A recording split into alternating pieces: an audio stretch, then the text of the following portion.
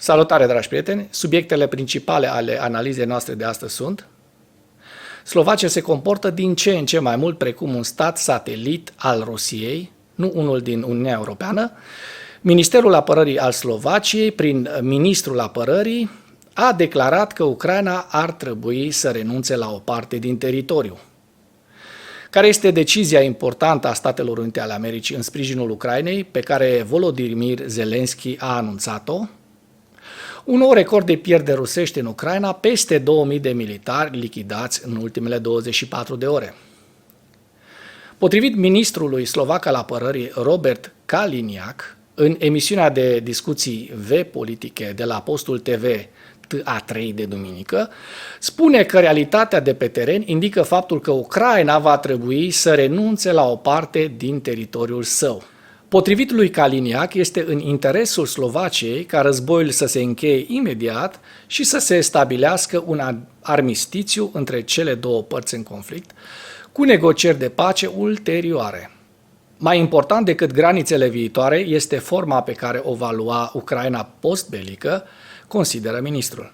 Discursul direct al lui Kaliniak este foarte probabil ca Ucraina să fie inconștientă, să nu fie conștientă de faptul că nu se va putea plasa niciodată între Germania și Elveția, ci va împărți întotdeauna cea mai mare graniță cu Federația Rusă. Ce cinic, ce bădărănesc mesaj!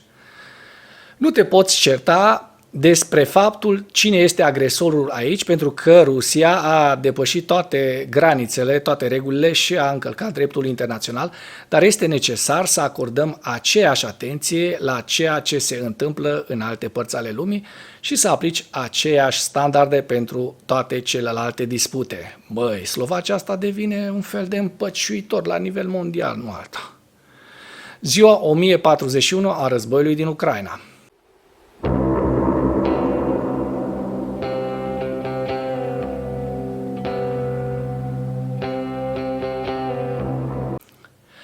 Potrivit statului major al Forțelor Armate ale Ucrainei, în dimineața zilei de 30 decembrie 2024, pierderile totale în lupta ale Rusiei de la începutul invaziei neprovocate asupra Ucrainei se ridică la 787.940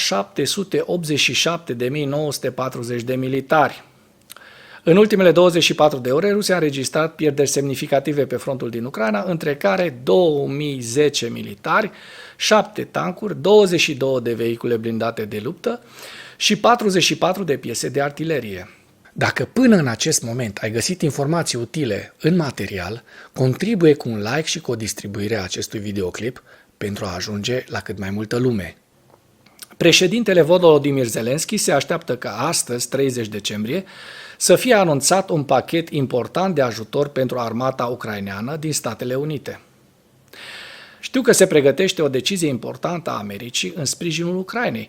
Ne așteptăm la un anunț oficial mâine, adică astăzi, vorbind ieri, a spus de astăzi. Pachetele importante de sprijin pentru soldații noștri sunt acum în vizorul Statelor Unite ale Americii, ceea ce funcționează în acești ani de război pentru a proteja Ucraina și ar trebui să sprijine munca de stabilizare a frontului acum. După cum a stabilit Zelensky, cu cât este mai completă oferta de la parteneri, cu atât mai multe vieți ale băieților noștri sunt salvate. Corect. El a adăugat că Ucraina lucrează de asemenea pentru a se asigura că alți parteneri își mențin sprijinul la nivel necesar. Așadar, cred că astăzi vine o decizie cu multe zerouri pentru sprijinul Ucrainei și așa ar trebui să fie, pentru că Ucraina apără întreaga lume liberă de Imperiul Răului. În ceea ce urmează vă prezint un slide cu evoluția de ieri a celor mai importante fronturi din Ucraina și cu principalele știri din presa ucraineană. Hărțile sunt creația Institutului pentru Studiul Războiului.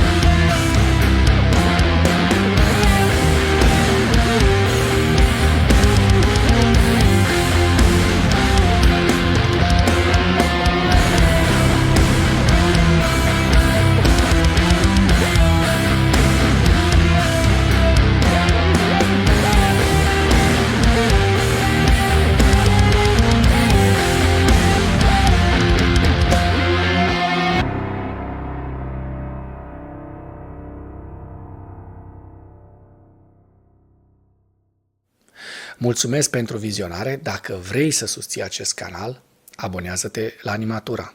Apreciez mult asta.